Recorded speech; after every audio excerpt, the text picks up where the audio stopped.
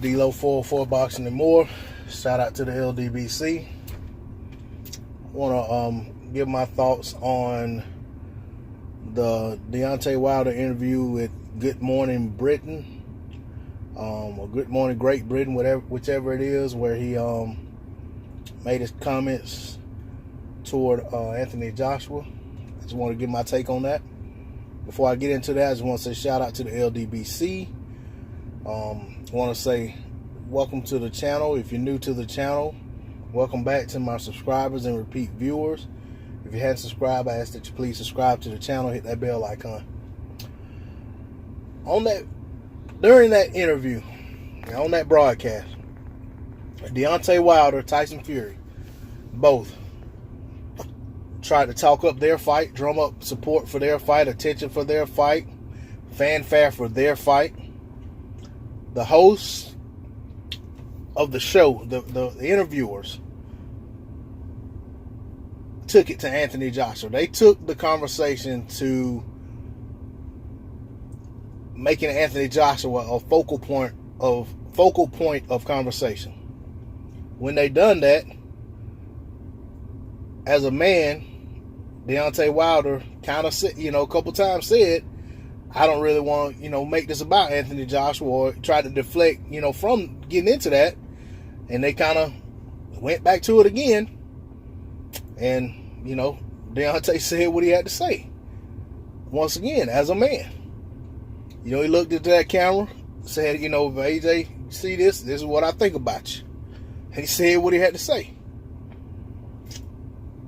For those out there criticizing Deontay for speaking his mind about the whole situation, about what he thinks, how he views Anthony Joshua, what his opinion of Anthony Joshua is, hey, y'all feel how you want to feel. That's that man's opinion. He's entitled to his opinion. He's not slandering that man. He's telling his opinion of how he feels about him, and also he's telling his story about how the negotiations were handled, how he felt he was treated in the negotiations. And I respect that. Everybody won't respect that. Everybody doesn't have to respect that. But the man is telling it from his point of view. And I know all y'all gonna, keep spreading that false narrative about the $50 million wasn't real, even though months ago, Eddie Hearn himself said the money was real. He just started trying to make excuses about other stuff, and then eventually they came to, we don't want to fight in America, when they could no longer say the money wasn't real. So, but every time Wilder says something about AJ turning down the fight, or about negotiations being dragged along by Team AJ, that's the first thing you AJ supporters want to pull out of your behind. That $50 million wasn't fake. That's already been proven. No, it hadn't been proven, and it won't be proven, because you can't prove something that's false. So, when it comes to Deontay Wilder speaking his mind, saying his piece about the negotiations, about AJ, he said what was on his heart. As of the time of this video, I haven't seen where AJ said anything to refute anything Wilder said, nor do I expect him to. Nor did I expect him or his representatives to be at the show to have anything to say, or at the press conference in London, or anywhere else where Deontay Wilder is. AJ has already made it clear, wherever Wilder is, that's where AJ doesn't want to be. And that's a fact. That's what he's proven. When Wilder had the opportunity to get in that ring with him, and pretty much, had agreed with Scott that he's going to do the broadcast so that he can, after the fight, after the Parker fight, get in the ring, and AJ went to crying foul, and basically saying, well, we don't have a fight signed, he don't want him in there, blase. That was the first sign that he did not want to be in the presence of that man. And y'all can make all the excuses y'all want about saying, well, he doesn't want to get into no shouting match, or he don't want to do this, he don't want to do that. You know what I'm saying? If you really pay attention to Deontay Wilder,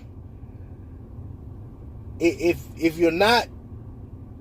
they're not feeding him a bunch of nonsense or constantly trying to pull stuff out of him, he kind of says what he has to say in a very calm tone and leaves it on.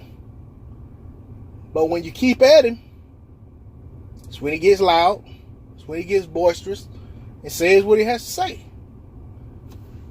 And he doesn't care how anybody feels about it at that point. And he shouldn't.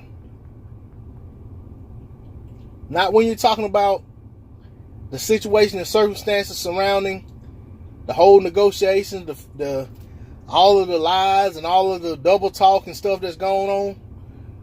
And every time, you know, I mean, I ain't getting into all that, but regardless, I understand where he's coming from. So I'm not going to fault the man for feeling some type of way about what went on. And he's entitled to say what he wants to say about it. You know, it's up to AJ to come out and say that this isn't true or whatever. But the bottom line is AJ and his team have hurt their own credibility so much that nobody really cares what they have to say. But all in all I want to say is that man's grown. Let him say what he wants to say. If AJ comes out and says the total opposite, he's entitled to say that too. That's his opinion. That's his point of view. That's his piece. He can say what he wants to say.